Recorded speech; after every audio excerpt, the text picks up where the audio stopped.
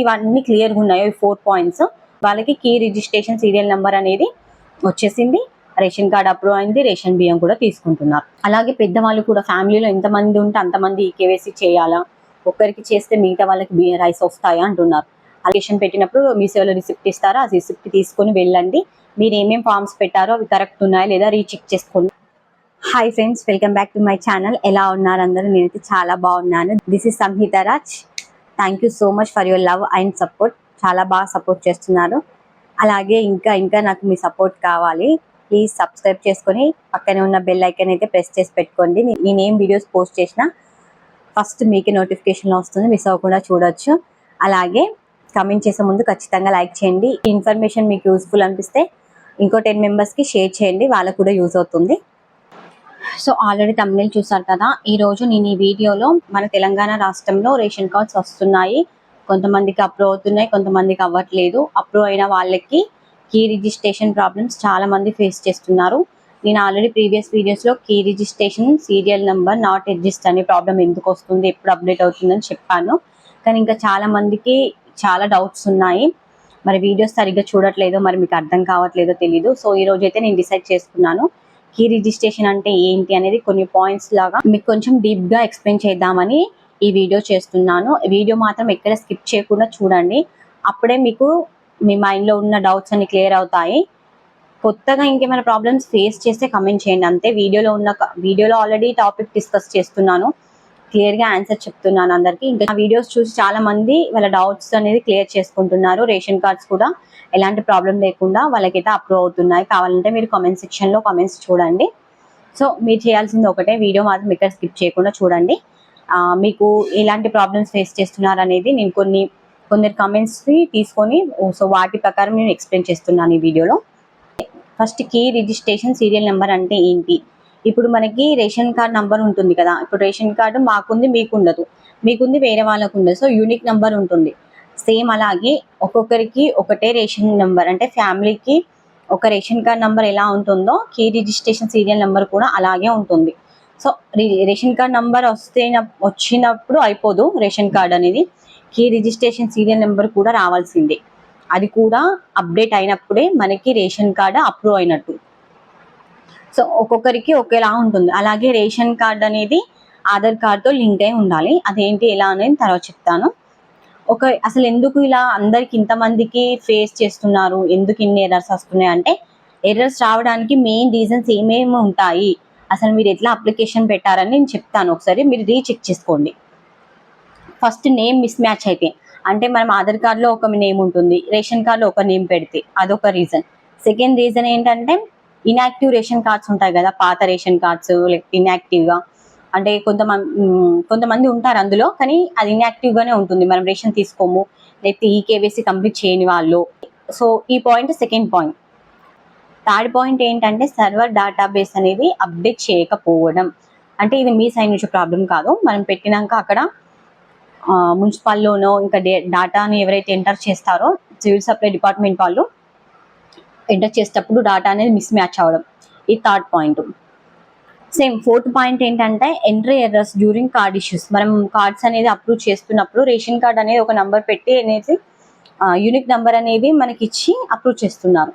So ఆ టైంలో మీ data అనేది రాంగ్గా ఎంటర్ అవ్వడం వల్లనో, లేకపోతే ఇంకా నేమ్స్ మిస్ మ్యాచ్ అని చెప్పాను కదా, ఆధార్ కార్డులో ఒకటి ఉండి రేషన్ కార్డులో ఒకటి ఉండే, సో ఇలా మిస్ మ్యాచ్ వల్ల ఇవి ఇంకా అప్డేట్ అవ్వట్లేదు. Key registration serial number not exist అని చూపిస్తుంది. ఎవరికైతే ఇవన్నీ క్లియర్గా ఉన్నాయో ఈ 4 పాయింట్స్, వాళ్ళకి కీ రిజిస్ట్రేషన్ సీరియల్ నెంబర్ అనేది వచ్చేసింది, రేషన్ కార్డ్ అప్రూవ్ అయింది, రేషన్ బియ్యం కూడా తీసుకుంటున్నారు.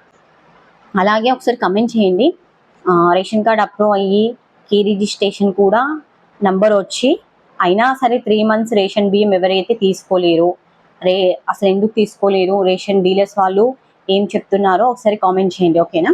కానీ ఖచ్చితంగా రేషన్ బియ్యం అయితే తీసుకోవడానికి ట్రై చేయండి. అలా తీసుకుంటేనే మీ రేషన్ కార్డ్ అనేది యాక్టివ్లో ఉంటుంది, లేకపోతే మళ్ళీ రిజెక్ట్ చేసే అవకాశాలు చాలా ఎక్కువ ఉన్నాయి. అండ్ ఇంకోటి ఏంటంటే, ఇప్పుడు key registration serial number not exist అని వచ్చినంత మాత్రాన మీ రేషన్ కార్డ్ అసలు ఇన్వాలిడ్ కాదు. ఇంకా చాలా మందికి అయితే పెండింగ్ ఎట్ ఇన్స్పెక్టరు అక్కడనే అంటే పెండింగ్లోనే ఆగిపోయాయి, మీదన్నా ముందుకు వచ్చింది. సో ఖచ్చితంగా అప్డేట్ అవుతుంది, టెన్షన్ పడకండి. చాలా మంది వర్రీ అవుతున్నారు, అంత వర్రీ అవ్వాల్సిన అవసరం ఏం లేదు.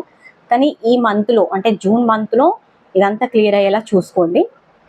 ఎందుకంటే లాస్ట్ డేట్ ఈ జూన్ 30 వరకు అని చెప్తున్నారు. అఫీషియల్గా అప్రూవ్ అయితే అవ్వలేదు. సో ఈ మంత్ అయితే ఎండింగ్ అయిపోతే బెటర్. నెక్స్ట్ మంత్ అయితే ఎలక్షన్స్ ఉన్నాయి కాబట్టి ఈ రేషన్ కార్డ్ సైట్స్ అనేది క్లోజ్ అవుతున్నాయని కొంతమంది చెప్తున్నారు. అవి క్లోజ్ అవ్వకన్నా ముందే మీకు ఇంకెలాంటి ప్రాబ్లమ్స్ ఉన్నాయో ఒకసారి మీ సేవకి వెళ్ళో లేదా మున్సిపాలిటీకి వెళ్ళో ఇవన్నీ రీచెక్ చేసుకొని వీడియో చూసి కంప్లీట్గా రీచెక్ చేసుకొని మీ ప్రాబ్లమ్ అయితే రీసాల్వ్ చేసుకోండి. ఓకేనా? ఎప్పుడు అప్డేట్ అవుతుంది అనేది కీ రిజిస్ట్రేషన్ సీరియల్ నెంబర్ ఎప్పుడు అప్డేట్ అవుతుందని నేను ఆల్రెడీ ప్రీవియస్ వీడియోస్లో చెప్పాను, మళ్ళీ అదే అడుగుతున్నారు. ఈ మంత్ అంటే మనం మేలో ప్రాబ్లం ఉంటే మే ఎండింగ్లో చూసుకోవాలి. ఇప్పుడు జూన్లో మీకు వచ్చాయి కాబట్టి జూన్ ఎండింగ్లో అంటే జూన్ మంత్ ఎండ్ అయిపోయే లోపు మీకు కీ రిజిస్ట్రేషన్ అనేది ఆటోమేటిక్గా అప్డేట్ అవుతుంది ఆ నంబర్. లేదు అప్డేట్ అవ్వలేదంటే మీ డిస్టిక్లో ఉన్న సివిల్ సప్లై డిపార్ట్మెంట్కి వెళ్ళి కనుక్కోండి అసలు ప్రాబ్లం ఏంటి. మీరు ఎక్కడ అప్లికేషన్ పెట్టారో మీ సేవ అప్లికేషన్ రిసిప్ట్ తీసుకొని వెళ్ళి ఇలా అప్లికేషన్ పెట్టాము, మీవి ఇలాంటి ఫ్రూట్స్ పెట్టాము కానీ మీకు మాకు ఇలా చూపిస్తుంది. సో డీలర్స్ దగ్గరికి వెళ్తే రేషన్ రావట్లేదు, ఈ నెంబర్ వస్తేనే వస్తుందట. సో ప్రాబ్లం ఏంటో ఒకసారి రీచెక్ చేసి మా డాటాని మళ్ళీ రీఎంట్రీ చేస్తారా అని అడగండి, రిక్వెస్ట్గానే అడగండి. వన్ టైం వెళ్ళినా అవ్వకపోతే వాళ్ళు ఏం పట్టించుకోకపోతే ఒక 2-3 times వెళ్ళండి, అవసరం అనేది కాబట్టి. మీ పని అయిపోయేంత వరకు అయితే వెళ్ళి ట్రై చేయండి, ఖచ్చితంగా అవుతుంది. లేదు ఈ మంత్ ఎండ్ వరకు అయితే ఫస్ట్ చూడండి, ఖచ్చితంగా అప్డేట్ చేస్తారు ఏదైనా సరే. ఈ మంత్ ఎండ్ వరకు కూడా అవ్వలేదు అంటే ఖచ్చితంగా వెళ్ళి డిస్ట్రిక్ట్ సివిల్ సప్లై డిపార్ట్మెంట్లో కనుక్కోండి. నెక్స్ట్ ఈ కేవైసీ ప్రాసెస్ ఆల్రెడీ నేను చాలా వీడియోస్లో చెప్పాను, దానికోసం స్పెషల్గా వీడియోస్ కూడా చేశాను. ఈ కేవైసీ ఎవరికి అవసరం, ఎవరు చేసుకోవాలి అని. మళ్ళీ అవే మెసేజెస్ కామెంట్స్ చేస్తున్నారు. బిలో 5 years వాళ్ళకి ఈ కేవైసీ అవసరం లేదు. మీరు ఎలా అయితే ఆధార్ కార్డ్ పెట్టారో రేషన్ కార్డులో వాళ్ళకి వచ్చేస్తాయి. ఇప్పుడు 5 years కంప్లీట్ అయిన వాళ్ళకి ఈ కేవైసీ చేయించుకోండి చిన్నపిల్లలకి. అలాగే పెద్దవాళ్ళు కూడా ఫ్యామిలీలో ఎంతమంది ఉంటే అంతమంది ఈ కేవైసీ చేయాలా, ఒక్కరికి చేస్తే మిగతా వాళ్ళకి రైస్ వస్తాయా అంటున్నారు. అలా ఏం లేదండి, ఖచ్చితంగా ఫ్యామిలీలో ఎంతమంది ఉంటే అంతమంది. పాస్ట్లో అంటే 1 year బ్యాక్ మనం ఆల్రెడీ ఈ కేవైసీ చేసాం, అప్పుడు చేయకపోతే ఇప్పుడు చేయించుకోండి. అప్పుడు చేసినా సరే ఇప్పుడు మళ్ళీ చేయాల్సిన అవసరం లేదు. నెక్స్ట్ 3 months రైస్ ఆల్రెడీ తీసుకున్న వాళ్ళకి ఈ ఈకేవైసీ అవసరం లేదు. అంటే ప్రాబ్లం లేకపోతేనే కదా మీకు 3 months రైస్ ఇచ్చారు. మరి 3 months రైస్ ఇచ్చిన వాళ్ళు తీసుకున్న వాళ్ళు కూడా టెన్షన్ పడి కామెంట్స్ చేస్తున్నారు. అసలు టెన్షన్ పడకండి, మీకు మీ రేషన్ కార్డ్ అప్రూవ్ అయిపోయినట్టే. సో ఇదన్నమాట key registration serial number not exist అని వస్తుంది అనేది. ఈ వీడియో మీరు కంప్లీట్గా చూస్తే మీకు ఒక ఐడియా వస్తుంది. మంత్ ఎండ్ వరకు వెయిట్ చేస్తారా, లేదు వెళ్ళి మీరు district civil supply food supply దగ్గర కనుక్కుంటారా అనేది. సో మీరు వెళ్ళినప్పుడు అయితే Aadhaar card, ration card, same ration card application పెట్టినప్పుడు మీ సేవలో రిసిప్ట్ ఇస్తారో ఆ రిసిప్ట్ తీసుకొని వెళ్ళండి. మీరు ఏమేమి ఫామ్స్ పెట్టారో అవి కరెక్ట్ ఉన్నాయా లేదా రీచెక్ చేసుకోండి. లేదు ఏదైనా మిస్టేక్ ఉందంటే సో వెళ్ళి అలా అడగండి. మళ్ళీ ఒకసారి డాటాని రీఎంట్రీ చేయండి, ఇలా మిస్టేక్ ఉంది సో రావట్లేదు అని చెప్పండి. సో రిక్వెస్టింగ్ అడిగితే వాళ్ళు ఖచ్చితంగా చేస్తారు.